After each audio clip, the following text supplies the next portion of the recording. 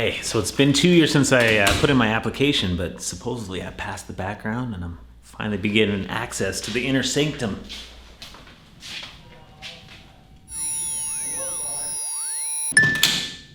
Oh, man.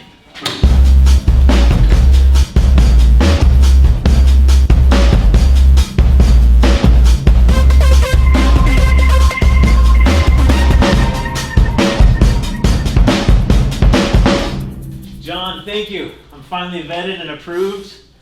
I got the seal of approval of seeing some stuff today. Yeah, we're glad we can finally let you in. It's been a top secret thing for a while, but now we can kind of open it up and let people see what we're doing here. Well, awesome. We're here at AirForce here in Texas. Wait, officially what town are we in here in Texas? Burleson. Burleson. Here at Burleson. Let's go see behind the scenes at the AirForce factory where all the magic happens. All right, John, so tell me, where does it all start? Where do these guns begin? Sometimes on a paper towel.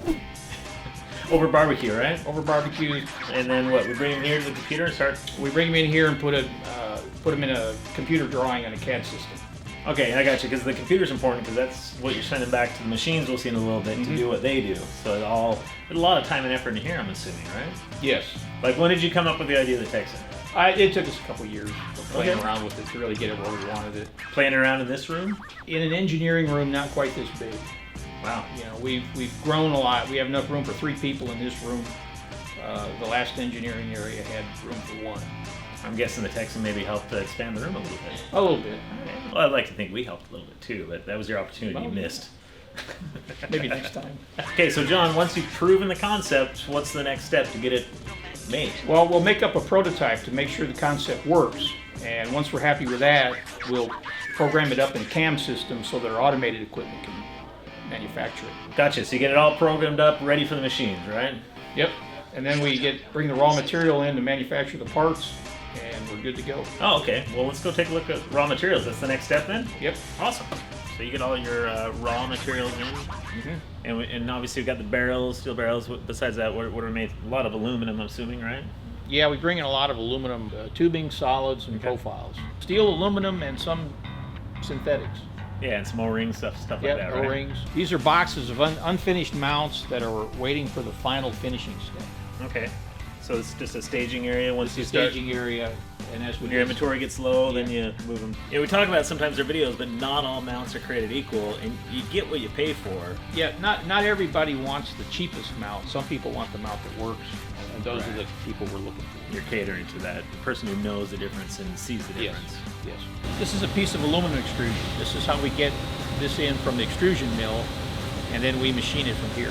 So with aluminum, they have these machines, you give them dimensions, and they squeeze that through, and it comes out like this? It comes out just like this. This is how we get it. What is that, 5 foot? 6, because I'm 6 foot. Yeah, 6 foot lengths. What's the next step with this? Put it in the machine? Put it in the machine, we machine it out. Machine it out, and obviously, that's where the magic happens, and we can't necessarily show you guys that. So this is fresh out of where the magic happens. You can see it. I mean, you can see what we were showing before. This is completely milled out. So I wish you guys could see what I just saw as far as where the magic happens. Just trust me, it's bad. Love that stuff. Okay, hold on, wait. I'm sensing something. Hold on, wait. Oh yeah.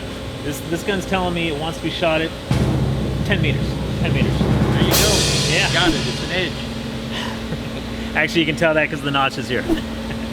What's next to get this shooting? Well, we have to take the sharp edges off first. What's that called? Deburring. Deburring. So we got it deburred. What happens next with that piece of metal? Well, from here it goes out to final finishing, which could be out for a special coating, or it could be right into so you're not coating it here, you're going somewhere else, get it anodized, whatever. Yes. Comes back through the door. Yep. Is that finished parts? Then it goes into finished parts. Well, let's get our over to finished parts. What are we waiting for?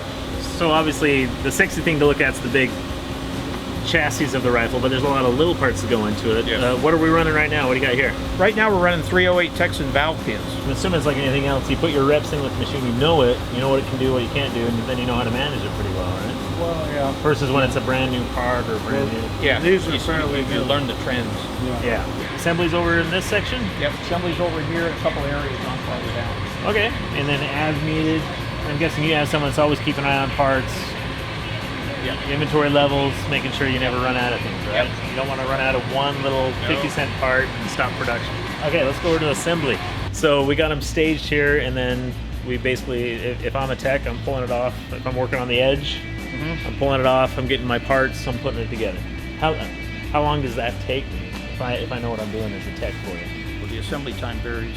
The idea is to make sure it's right before it goes out. This is frame assembly over here. Now we go to the valve. Valve assembly, like primary assembly of the valve bodies is here, and final assembly of the valves and the cylinders over Okay, here. so it's a three-step process. Three-step process. So from there, we're basically ready. We're going to throw it in the packaging, and then we're good. Yep. Right? Awesome. Well, let's go take a look at packaging, the final product.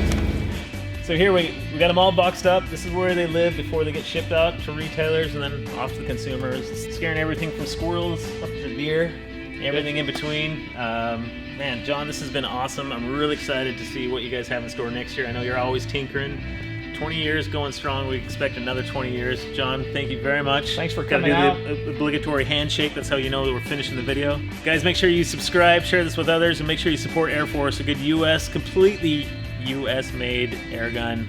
We love these guys. We love John, Yvette, all the team here at Air Force. We'll see you next time on Under Pressure. I know we're going to be doing some things, but the amount makes a difference. And I'll do that again.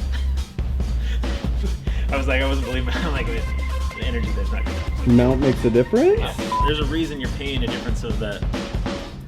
Not all mounts are created equal. Yeah, okay, there we go. You get what you pay for, and these BKL mounts, I mean, from a quality standpoint, being American made and